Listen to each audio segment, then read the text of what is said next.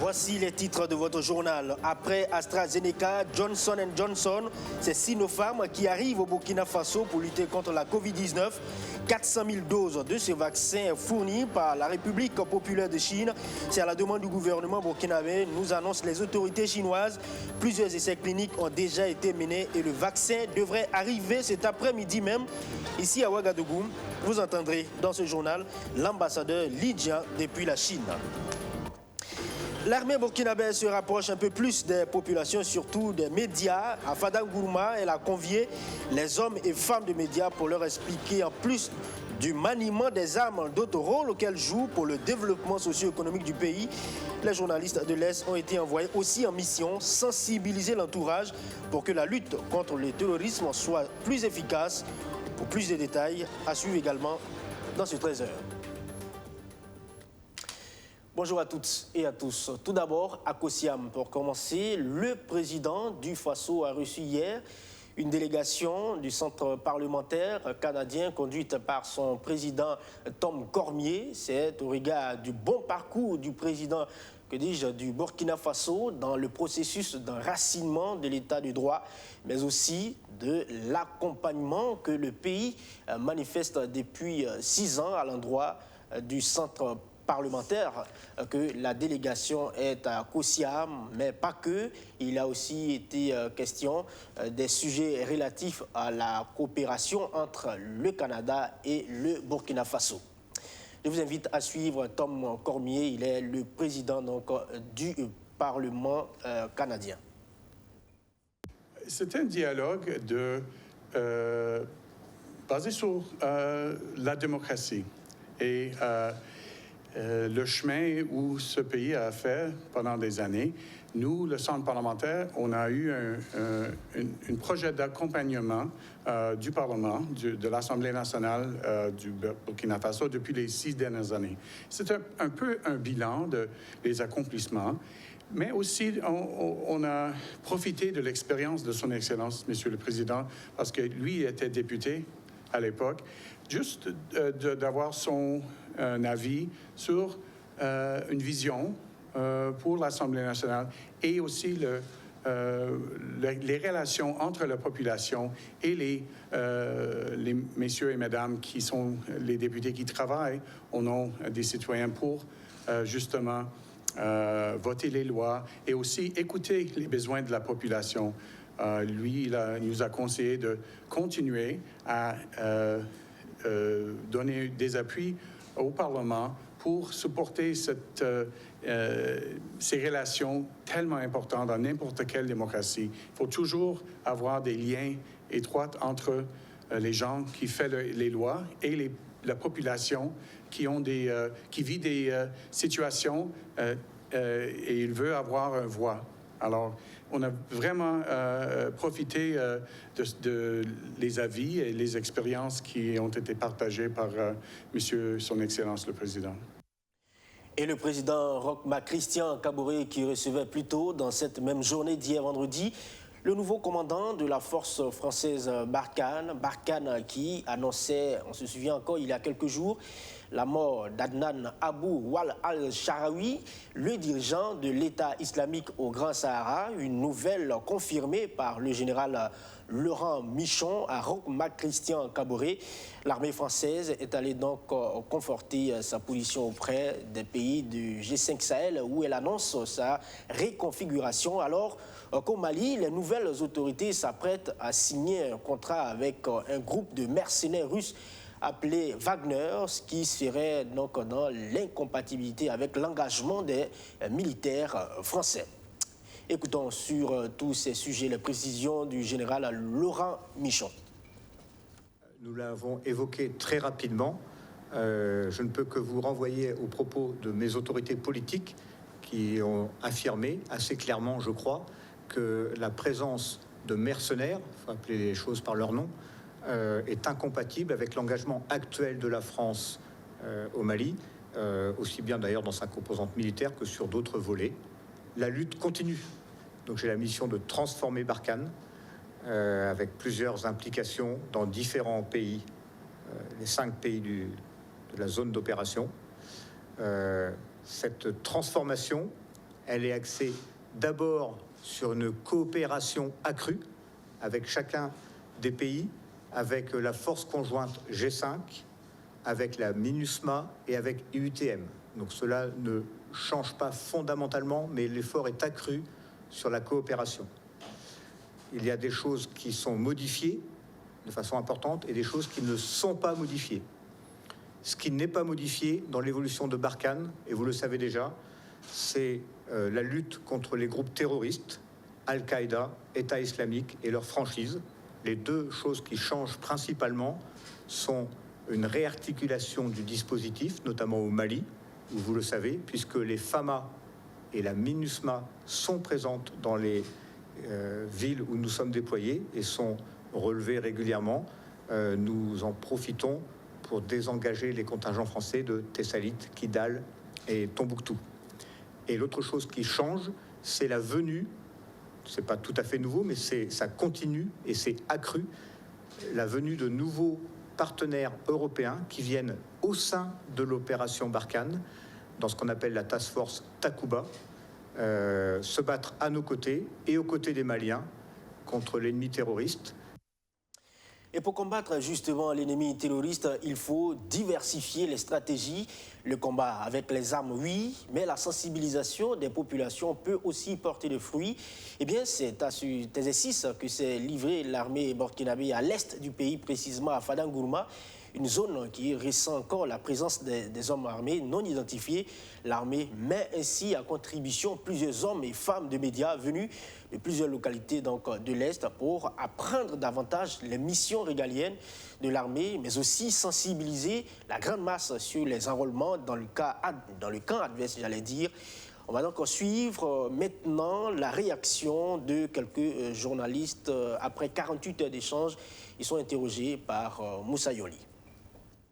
Cet atelier a été pour nous une opportunité, non seulement de nous familiariser avec le rôle, les missions régaliennes de l'armée, mais également de comprendre quel est le rôle en tant qu'homme des médias, quel est le rôle que nous pouvons jouer dans la lutte contre le terrorisme. Et je pense que ça nous fait comprendre que la lutte contre le terrorisme n'est pas seulement l'apanage des hommes en tenue, mais également que tous les Burkinabés, mon rôle est de sensibiliser les frères qui sont au village, parce que nous sommes dans une zone, en tout cas, une zone à risque, une zone, en tout cas, à haut défi sécuritaire. Sur de Wargué, sur Aïbé, Koulpe-Logo. Il faut le dire, en tout cas, ça a été bénéfique pour nous. Nous avons eu la chance, en tout cas, avec ces cadres de l'armée, qui nous ont appris beaucoup de choses. Naturellement, leur mode de fonctionnement, le travail sur le terrain, la collaboration avec toutes les autres forces et même, j'allais dire, la collaboration civilo-militaire. Avec cet atelier, vraiment, ça va nous permettre de connaître mieux et mieux communiquer parce qu'ici, il s'agit donc d'un problème national. Il s'agit d'une famille commune, d'une maison commune qui est en train de brûler et que nous avons intérêt tous à s'entendre, que ce soit communicateurs, journalistes, animateurs et forces de défense et de sécurité, main dans la main, pour pouvoir faire passer le bon message. Et c'est comme ça que nous pouvons vraiment éradiquer ce fléau qui est l'insécurité, le terrorisme dans notre zone. La guerre contre le terrorisme n'est pas seulement qu'au Burkina Faso. Le Mali, depuis plus de 10 ans, se bat contre plusieurs groupes terroristes qui ont occupé une bonne partie du territoire. Des solutions sont cherchées de part et d'autre, mais ça piétine. Les nouvelles autorités maliennes seraient sur le point d'engager une nouvelle collaboration avec un groupe mercenaire russe appelé Wagner. On en parlait donc tantôt. La nouvelle ravit justement la société civile malienne. Le mouvement Yerewolo l'a manifesté en milieu de semaine et demande au colonel Assimi Goïta et ses hommes d'aller jusqu'au bout dans cette aventure. Une manière pour le Mali, bien sûr, de revendiquer sa souveraineté. Regardez. C'est un rassemblement organisé par le collectif Yerewolo debout sur les remparts, ici à Bamako, pour saluer la nouvelle collaboration qui est en train de se mettre en place entre les nouvelles autorités maliennes et le groupe Wagner. Wagner, un groupe de mercenaires russes qui opère dans le secret avec des combattants exerçant dans le privé. Ces jeunes Maliens, dans une liesse face à la presse, témoignent toute leur satisfaction qui consiste à tourner dos à la France pour la Russie. Et vu les différentes rencontres, vu également les dialogues qu'il y a entre les autorités maliennes et les autorités de la Russie, donc on peut s'entendre dans l'immédiat c'est-à-dire qu'il y a des partenariats, il y a des contrats, sinon en tout cas à des situations qui feront que la Russie et le Mali vont ensemble pour faire face à cette situation qui menace vraiment l'existence de notre pays. Avec la Russie, il est question de créer un camp de la paix, lancent ces jeunes, et déjà, il est annoncé l'arrivée de 1000 mercenaires russes, des soldats qui viendront former les militaires maliens et les aider à combattre les attaques terroristes. Le pays en avait vraiment besoin, car jusque-là, ni la France, ni la MINUSMA n'a pu les aider à sécuriser le pays. Nous, on pense tout d'abord que nous avons un problème de sécurité ici. Nous avons fait appel à des gens, nous avons fait appel à la France en 2013. MINUSMA sont là, il y a bon nombre de militaires qui sont là, mais avec tout ça, ça ne va pas. Donc, pourquoi ne pas essayer avec Wagner? Ce que nous nous préoccupons d'une seule chose, c'est le contenu du contrat entre nos autorités et surtout avec cette société-là. C'est de ça qu'on parle. La paix n'a pas de prix. Nous voulons que nos autorités prennent les responsabilités, qu'ils signent vraiment des contrats dignes de ce nom, sans pourtant bafouer leur dignité, bafouer leurs honneurs. Donc nous sommes là aujourd'hui vraiment pour parler de ça, montrer que nous ne sommes contre personne. Nous voulons diversifier nos partenariats. Ces jeunes déclarent que le Mali n'acceptera plus de se laisser guider ni dicter ses choix de collaboration, car dans le monde, aucun pays n'a été déjà contraint de collaborer seulement avec la France. C'est donc la France-Afrique qui est en train de disparaître avec son impérialisme selon eux. Une actualité riche en mobilisation, en manifestation justement pour mettre fin à l'impérialisme occidental dont le visage hideux est celui de la France. Le peuple camerounais et les peuples africains sont avec vous dans votre lutte parce que le combat du Mali, c'est le combat de l'Afrique. Vous allez voir que cette lutte sera facile et que l'Afrique pourra facilement se débarrasser des impérialistes qui nous mentent, qui nous tuent, qui sont eux unis contre nous avec nos politiciens corrompus, leurs représentants coloniaux qui sont là. Après cette conférence de presse, d'autres manifestations sont annoncées à Bamako à partir du 22 septembre avec des pays comme le Burkina Faso, le Bénin ou encore le Cameroun, toujours avec l'objectif de soutenir le Mali pour sortir du joug colonial, annonce le collectif. Et l'autre combat auquel il faut s'attaquer très sérieusement est d'ordre sanitaire, la Covid-19. On se souvient encore, c'est en Chine que cette maladie qui fait de nombreux millions de morts a été donc découverte. Et la République populaire de Chine, justement, se montre solidaire. Au Burkina Faso, elle va fournir 400 000 doses d'un autre vaccin appelé Sinopharm, en vue, bien sûr, de se prémunir et protéger les autres. La première tranche de Sinopharm devrait donc arriver ce samedi même, ici à Ouagadougou. AstraZeneca et Johnson et Sinopharm, 3 donc vaccins que le Burkina Faso aura. Mais alors, ce vaccin sera-t-il efficace contre cette maladie? En tout cas, l'ambassadeur de Chine au Burkina Faso a donné toute l'assurance. Et d'ailleurs, c'est la demande des autorités burkinabées qu'il sera envoyé, comme nous le confirme Lidjian, interrogé par Aubin Guébré. Alors, le gouvernement chinois a suivi de très près la situation épidémique au Burkina Faso et toujours attache de grande importance au Burkina, puisque c'est toujours sur la demande du gouvernement burkinabé. Notre gouvernement a bien décidé de fournir au Burkina Faso, cette fois-ci, pour la première tranche, 400 000 doses de vaccins inactivés et les seringues assorties. Ça c'est fabriqué par la Chine nationale pharmaceutique, qui s'appelle Sinopharm. Je pense que pour nous, la Chine, on tient toujours à cœur l'amitié très très solidaire de notre frère ami Burkina Faso depuis la première apparition chez nous et puis surtout les moments les plus difficiles qu'on a traversés pour le peuple chinois. Et en contrepartie, c'est à notre tour de démontrer notre solidarité avec aussi notre contribution pour aider nos pays amis Burkina Faso de surmonter toujours le même fléau. D'accord. Alors, on sait que de nombreuses personnes quand même sont un peu sceptiques à travers le monde quant à l'efficacité des vaccins aujourd'hui contre la Covid-19. Qu'est-ce que vous répondez justement à ces personnes sceptiques? Alors, je pense que ce genre de sceptique, ça c'est plus ou moins généralisé dans les populations. Ça arrive, mais le vaccin, c'est toujours une question de science. Je me rappelle très bien, toute l'humanité a réussi à vaincre ce genre de virus, par exemple le variole ou bien poliomyélite, c'est toujours par le vaccin. Cette fois-ci, je pense que c'est la même logique. Et puis, on a déjà mené beaucoup d'essais cliniques pour bien démontrer l'efficacité du vaccin. Et puis, on a déjà bien montré que 2 doses administrées dans un intervalle de 21 jusqu'à 28 jours ont une efficacité de 79% contre l'infection. L'actualité dans ce 13h, c'est aussi la 9e édition des Journées nationales de concertation État-ONG, associations de développement et fondations qui se tenaient hier à Ouagadougou. L'épineuse question du chômage et de l'employabilité des jeunes était au menu de la rencontre, mais aussi la synergie d'action entre l'État et des organisations non gouvernementales, des actions qui devront être mieux coordonnées pour éviter les situations de chevauchement. Archimède Boy pour les précisions. Plusieurs ONG, associations et fondations œuvrant pour le développement au Burkina Faso sont présentes à ces journées nationales de concertation avec l'État. Au menu des échanges, la problématique du chômage et de l'insertion socio-professionnelle des jeunes. Ces acteurs planchent sur des stratégies et une synergie d'action pour l'accès des jeunes à des emplois décents.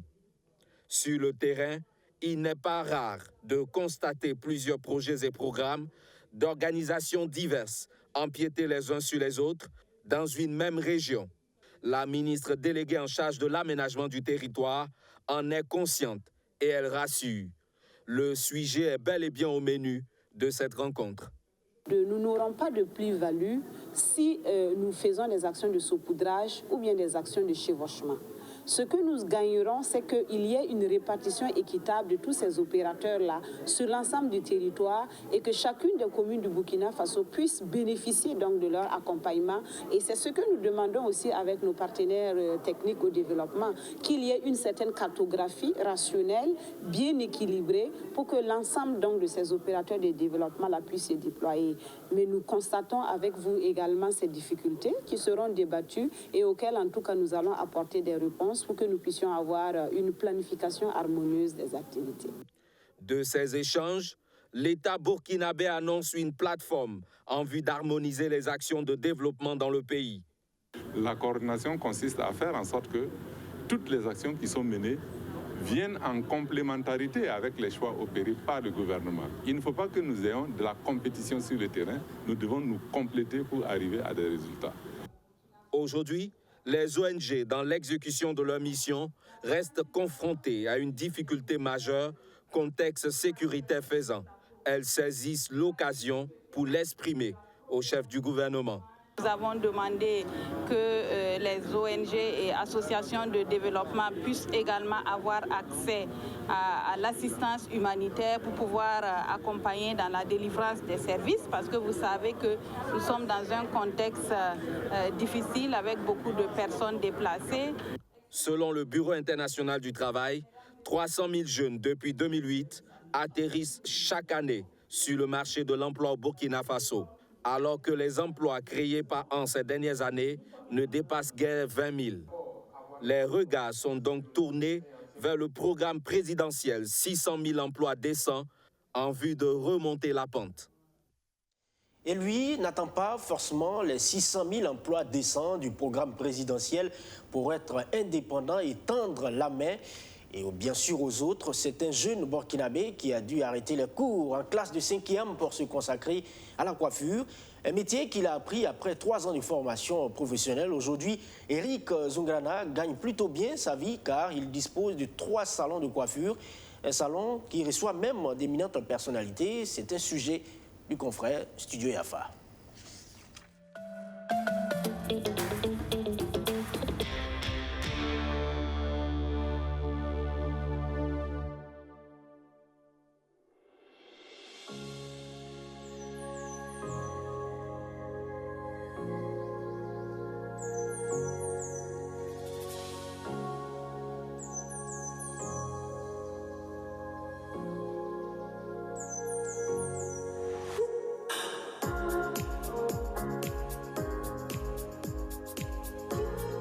Ici, c'est la coiffure générale d'abord.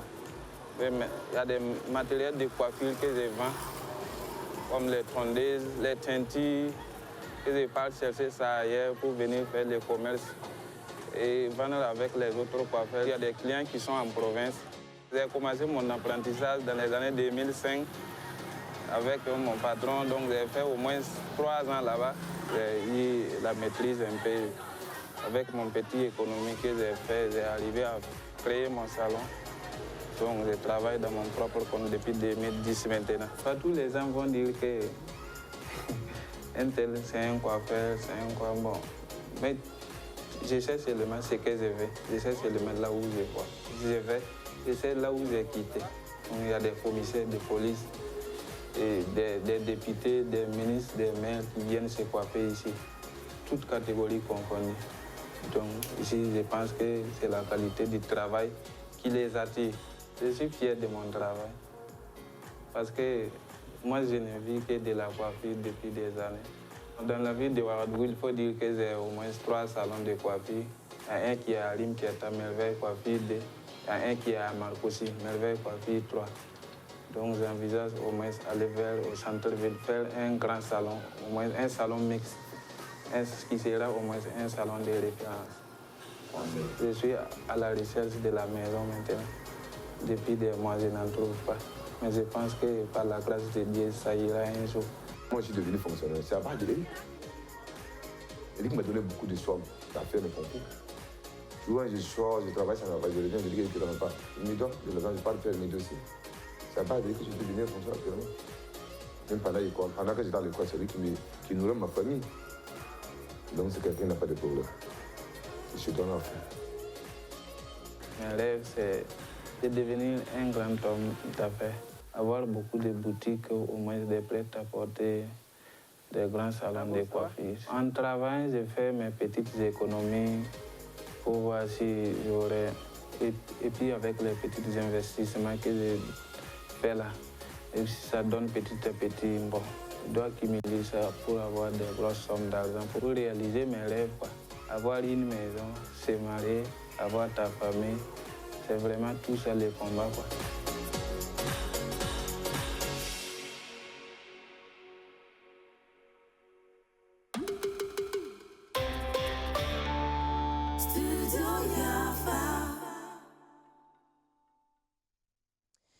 Et dans un autre registre, à présent, la 3e phase de la décentralisation des collectivités territoriales est en marche au Burkina Faso. L'idée recherchée avec cette 3e phase est de faire des communes ou conseils régionaux ou encore des arrondissements, des centres de production et de services pouvant donner un coup d'accélérateur au développement donc, de ces collectivités. Mais dans le plan d'opérationnalisation, il y a noté des insuffisances. Des insuffisances relevées par l'association des municipalités du Burkina Faso.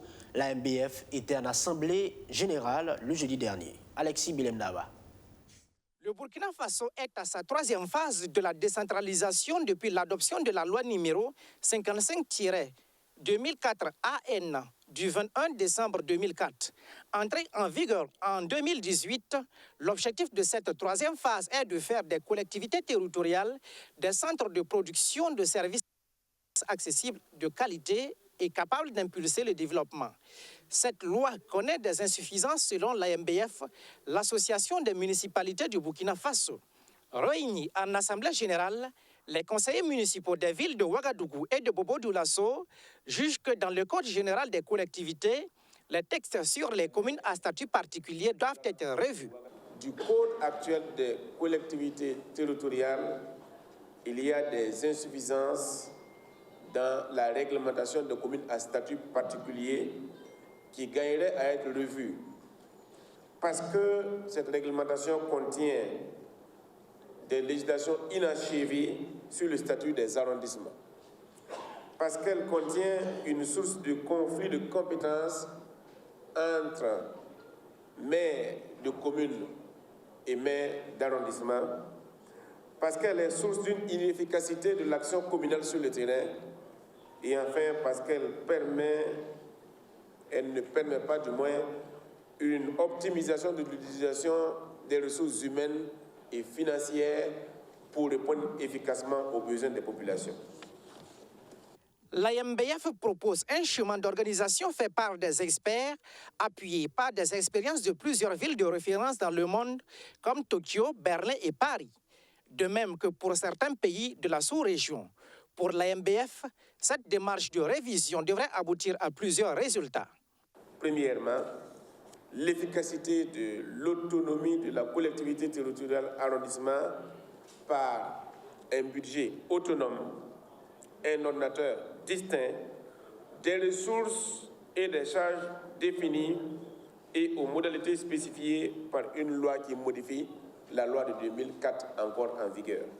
Troisièmement, l'effectivité de l'autonomie de la collectivité territoriale arrondissement par l'accès au financement dédié aux infrastructures urbaines de base, par l'appui technique des services techniques communaux, notamment les services des grands travaux, les services économiques, les services administratifs, d'administration fiscale. Les propositions pertinentes qui sortiront de cette Assemblée générale seront utilisées pour un plaidoyer auprès des autres autorités du pays.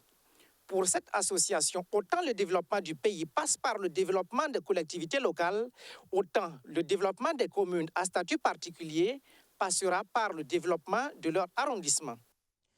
Je vous emmène maintenant à Bobo-Dioulasso pour parler des Semaines des arts plastiques et africains. Une tribune pour tous les artistes plasticiens de démontrer tout leur savoir-faire. C'est aussi le lieu pour eux de procéder à des partages d'expériences. Les Semaines des arts plastiques et africains se tiennent jusqu'au 3 octobre prochain à Bobo-Dioulasso. Surtout Justin Dabiré. C'est sous le thème Yélène, le monde vu par les artistes, que se tiennent à la Maison de la Culture de Bobo-Dioulasso les Semaines des arts plastiques et africains. 3e du genre, ce rendez-vous du donner et du recevoir est une aubaine pour les artistes plasticiens de faire valoir leur savoir-faire artistique. D'abord, ça nous permet, nous artistes plasticiens, de mesurer les amitiés. Il y a l'échange de savoir et d'expérience et aussi ça nous permet de faire comprendre au public burkinabé, au public bogolais, qu'est-ce que c'est que l'art plastique, par exemple. Ici, nous l'expliquons en long et en large. Jusqu'au 3 octobre 2021, le public est invité à venir découvrir à la Maison de la Culture de Bobo-Dioulasso le génie créateur des artistes plasticiens burkinabés et africains à travers l'exposition de leurs œuvres d'art plastique. Les artistes ont joué leur rôle, ils ont produit des œuvres de très belle facture, vous avez vu, vous avez été témoin. Alors actuellement, ce que nous souhaitons, c'est qu'il y ait de la mobilisation autour donc de ces œuvres et que le public afflue, parce que nous avons organisé des journées dédiées à chaque corps de métier. Et donc nous attendons donc que non seulement les gens puissent venir visiter, mais qu'ils puissent s'approprier également les œuvres de ces artistes-là, afin qu'ils puissent vivre également de leur art. Et chaque fois que vous prenez part à une activité d'artiste, vous sortez toujours grandi. C'est donc un espace extrêmement utile du point de vue éducatif. C'est extrêmement utile du point de vue de la projection de l'espoir. C'est également extrêmement utile du point de vue des perspectives qui sont envisagées par les artistes. Ça veut dire construire un monde de paix, un monde de solidarité et surtout un monde de quiétude. En marge de cette exposition, il est prévu dans le cadre des Semaines des arts plastiques et africains, des conférences, des ateliers et des formations au profit des artistes plasticiens. Et puis c'est aujourd'hui que l'ASFA Yenega joue le FC San Pedro à Abidjan en match retour du tour préliminaire de la Coupe de la CAF. L'ASFA Yenega compte aller s'imposer chez les Ivoiriens et l'équipe compte mettre toutes les chances de son côté. On vous le rappelle, à Marrakech au Maroc, les deux équipes s'étaient séparées sur un score nul et vierge. Madizongo a rencontré les premiers responsables du club hier. Compte rendu pour vous. L'ASFA Yenenga rencontre le 18 septembre sur la pelouse du stade Robert Champrou le FC San Pedro à match retour du tour préliminaire de la Coupe de la Confédération.